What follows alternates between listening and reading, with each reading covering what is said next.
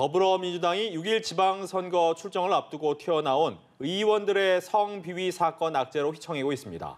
국민의힘은 이 틈을 타 민주당을 향해 총공세를 펼치고 있습니다. 네, 국회에 연결해서 자세한 소식 들어보죠. 김보윤 기자. 네, 국민의힘이 전날 제명된 민주당 박완주 의원을 포함해 여러 의원을 둘러싸고 불거진 성비위 의혹을 강하게 몰아세우고 있습니다. 국민의힘은 그동안 윤석열 정부 내각 후보자들의 도덕성을 문제 삼으며 인준을 밀어온 민주당을 궁지에 몰아넣고 그 반사 이익으로 지방선거에서 표심을 선점하려는 것으로 보이는데요.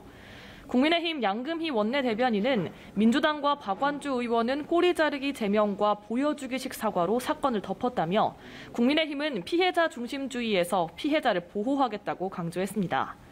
민주당 내부에서는 이번 악재에 당혹스러워하며 지방선거에서 미칠 부정적인 영향에 촉각을 곤두세우는 분위기입니다. 다만 여당의 공세가 거세지자 국민의힘 이준석 대표의 성상납 의혹을 고리로 반격에 나서기도 했습니다. 민주당 박지현 공동비대위원장은 민주당은 그나마 수술 중이지만 국민의힘은 지금도 숨기는 중이라며 이 대표부터 징계해야 비판할 자격이 있다고 지적했습니다. 여당은 민주당을 향한 여론이 악화한 지금이 내각 후보자들에 대한 야당 동의를 압박할 수 있는 적기로 보고 있습니다.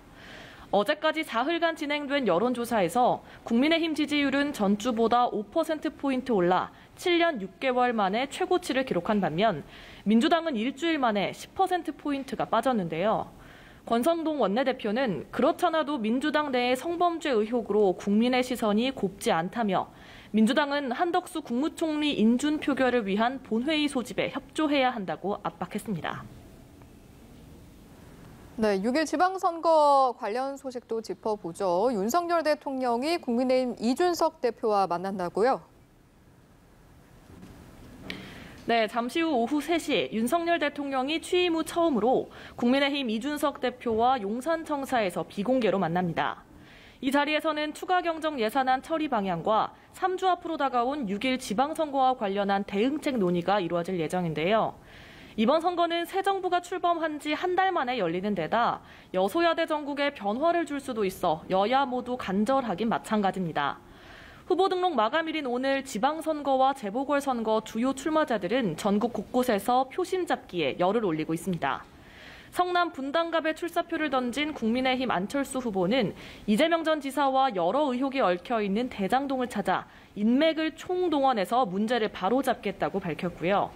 이재명 상임고문은 김동연 경기지사 후보의 선거사무소에 나와서 이제는 심판이 아니라 유능한 일꾼을 선택해달라고 강조했습니다. 서울시장 후보들은 민생 공약으로 붙었습니다.